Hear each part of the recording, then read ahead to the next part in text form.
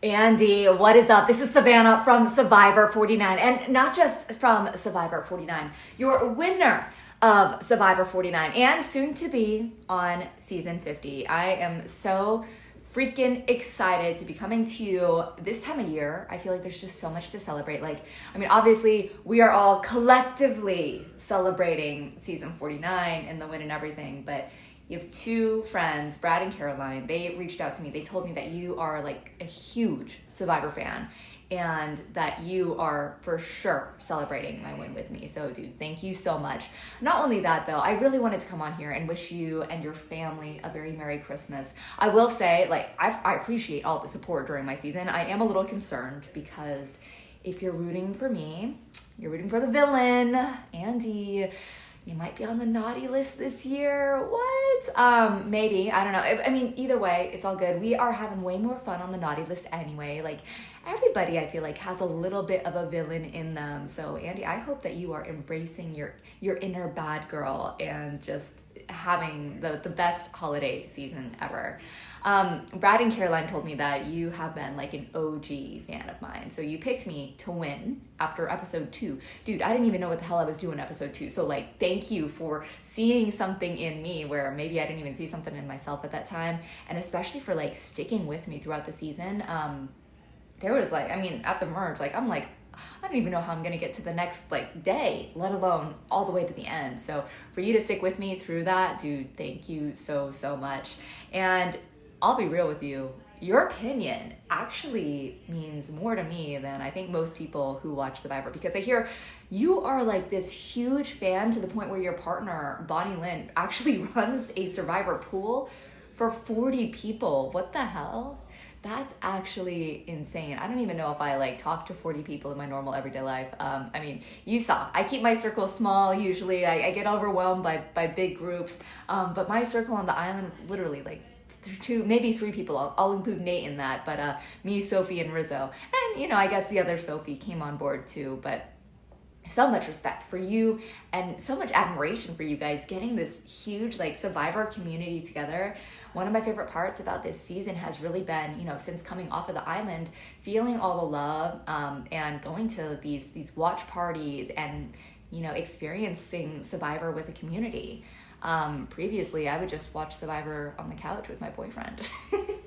It would literally just be us two, and I would text my best friend, and so very small, very different from what you guys are doing, but I feel like now, after going through my own season, this is the way to do it. I want to be with everybody watching. So thanks for cheering for me, and hopefully you got your whole Survivor pool, even if no one drafted me necessarily. I hope you got all of them also rooting for me.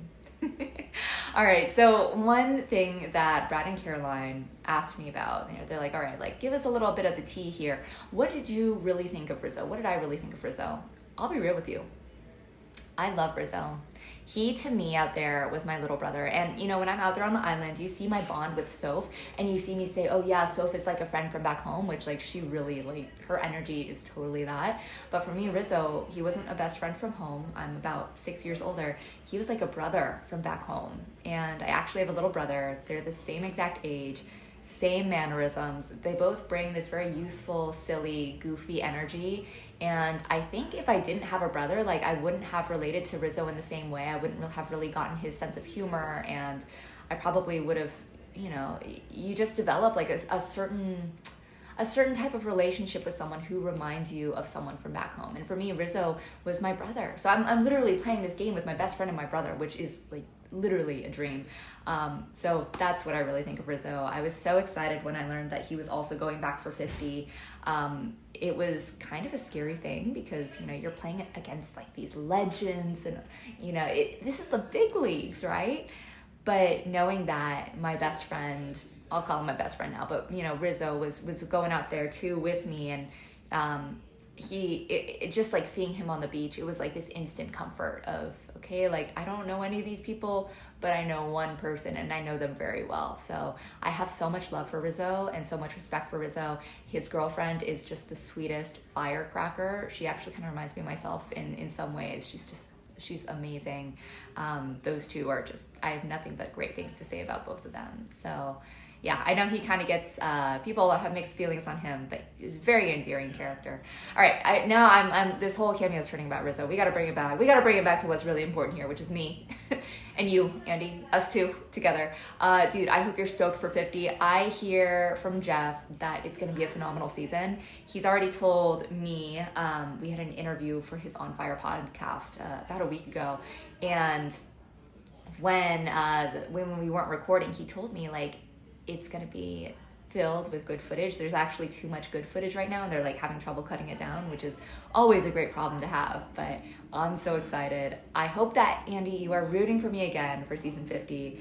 It's going to be a kick-ass season, and I think we're all going to have a lot of fun. So enjoy your holiday season. I hope that you're eating the best Christmas feast and enjoying all of the family time with your tribe. And I'll see you on the beach of Fiji in about 2 months for Survivor 50. Bye, girl.